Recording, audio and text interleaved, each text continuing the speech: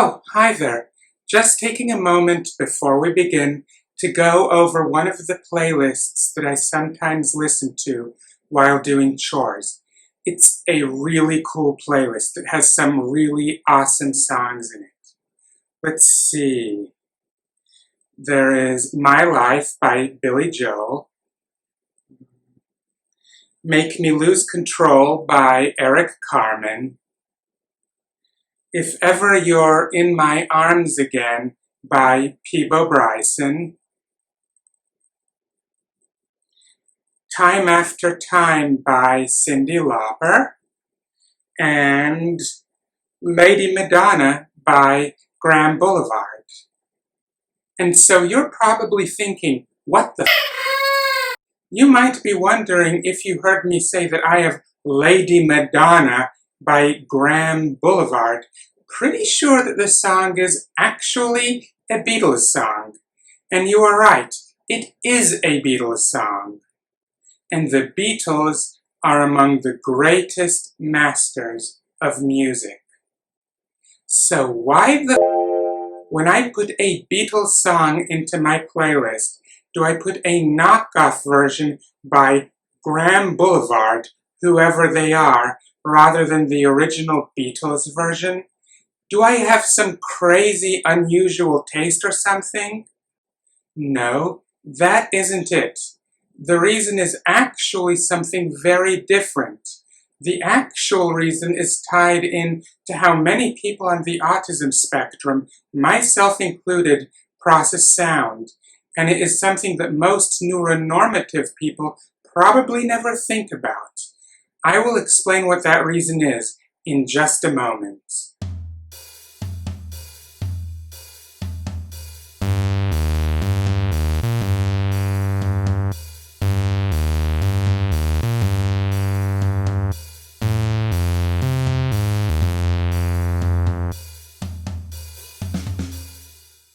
Hello, Internet.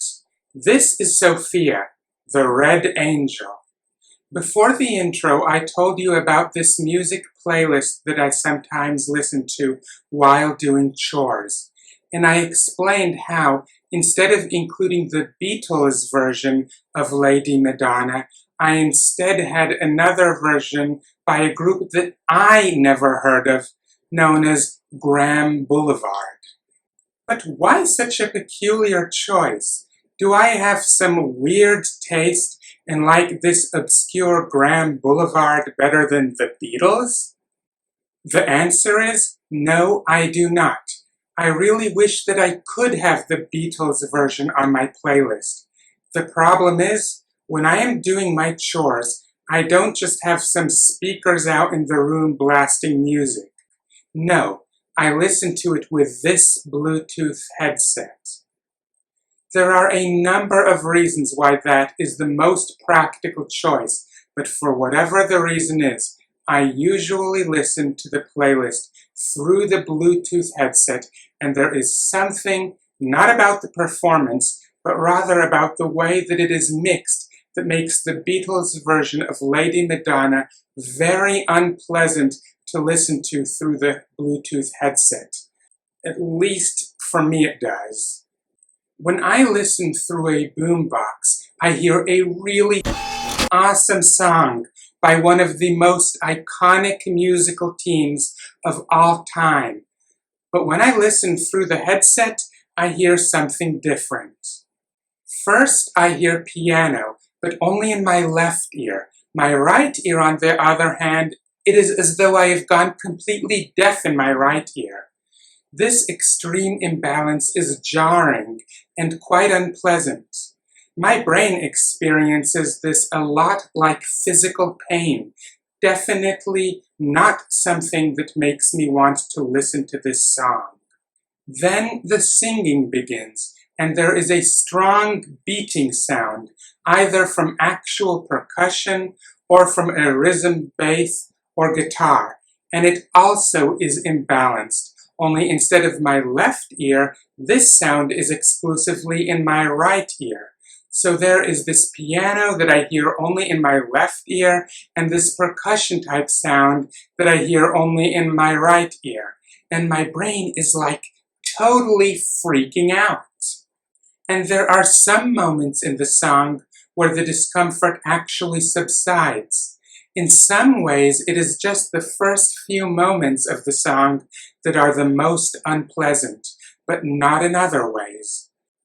When I try to listen through, this back and forth imbalance keeps driving me crazy, sometimes on the right side, sometimes on the left, and this often gets me to the point of even feeling like my right eardrum is bleeding.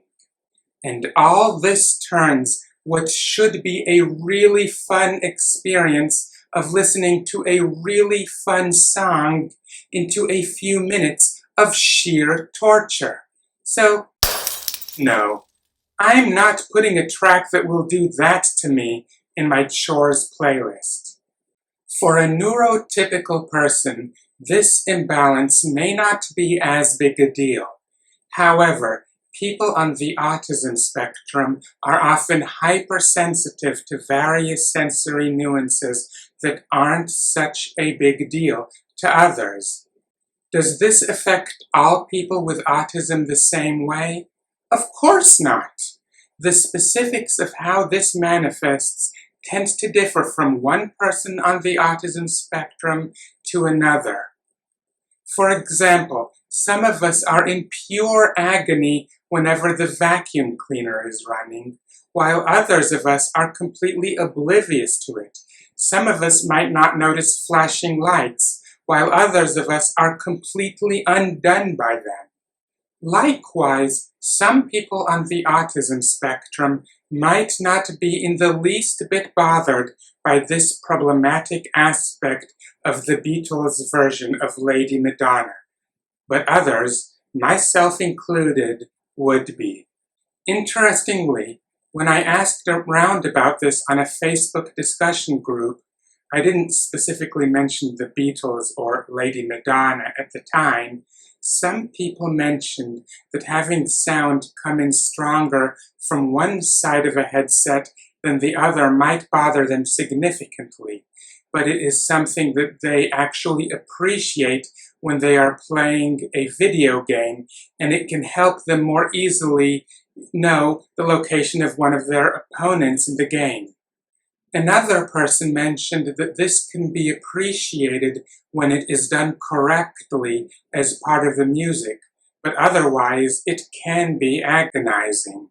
All this information sheds some light on exactly what the Beatles might have been thinking when they had the track mixed in such a manner. You see, when you hear a band perform live, the sounds are not all going to be coming from one place. The piano can be located on the right side of the stage, which would be the audience's left, while the percussion might be further on the left of the stage, which would be more on the audience's right. This would cause the sound of the piano to be a little bit stronger in your left ear than in your right ear, while causing the percussion sound to be just a tad louder in your right ear relative to the sound of the piano. So one might think that it is a good idea while mixing a track in a studio to produce something that replicates this aspect of the experience. Add to this the fact that in the late 1960s, when Lady Madonna was released, and even in 1970 at the time of its first stereo release as part of the Hey Jude collection, the idea of people listening to a song on a Bluetooth headset was not exactly the first thing on the mind of anyone in the music industry. Not only was Bluetooth far from being invented at the time, but even as far as wired headsets were concerned, the Sony Walkman would not be introduced until 1979, a good 9 years after the stereo release. It is quite understandable that the Beatles and the people who worked with them in the recording studio were really only concerned with how the track would sound to people who listened to the music through full-fledged speakers. In that context, it made perfect sense to go all the way, channeling some of the voices in the song exclusively through one speaker, while others exclusively through the other. The mere fact that both speakers were in the same room would tone this stereo effect down to the reasonable levels at which this imbalance enhances rather than destroys the experience of listening to the song. So really, there is no mystery why the song was mixed the way that it is at the time, except that I did not find this problem with any of the other Beatles songs that I listened to. As a matter of fact, I am certain that I would have noticed long ago if I Want to Hold Your Hand, which has been one of my favorites, at very least since high school, had had this problem. Likewise, there are many other Beatles songs that I've listened to quite a lot over the years, and I am sure that a significant amount of that listening time was through headsets. But with none of those songs, with the exception of Lady Madonna, have I ever had such trouble. Nor did I have that trouble with any of the other Beatles songs that I listened to while preparing to make this video, all of which I listened to on the same headset that I use while doing my chores. What for a while I puzzled about is why today, when Bluetooth headsets have been on the scene for a few years now, and wired headsets with portable media players have been on the scene for significantly longer than that, why the has nobody thought to do a remix of the old Beatles track of Lady Madonna that is, well, a tad more suited to how many people listen to music today? Then it became clear. Part of the reason might be that while there are many people who today might notice that idiosyncrasy of the song while listening to it through the headset, once it is pointed out to them, it might not be that big a deal to a neuronormative person who is listening to it. And even as far as listeners on the autism spectrum are concerned, how we react to this is no doubt far from consistent. For some, such as myself, this nuance can cause actual pain. But there are most likely other listeners on the autism spectrum who would be completely oblivious to this nuance, more so than even neuronormative listeners. Furthermore, there are probably others on the autism spectrum for whom the Beatles are, well, just not for them. People for whom, even without this imbalance, the mere lively sound of the piano and or the percussion sound are just too much. No amount of remixing the Beatles track will make it suitable for them, at least no amount that would leave the track recognizable. So for them, too, whether or not the track is remixed for modern listening will make no difference in how they respond to it. The different ways that auditory sensory disorder manifest in different people on the autism spectrum can be baffling. What slight nuances can make one sound devastating to someone on the spectrum, yet another unnoticeable, also might not always be clear. Even in my own case, with my difficulty listening to Lady Madonna over a headset, I can't help but wondering, is the reason why I am bothered by this with just that one song and none of the other Beatles songs really some difference in the way that the song is mixed? Or might it be that there is some nuance, some really obscure nuance in that song that triggers my particular individual case of sensory processing disorder that just isn't in the other songs?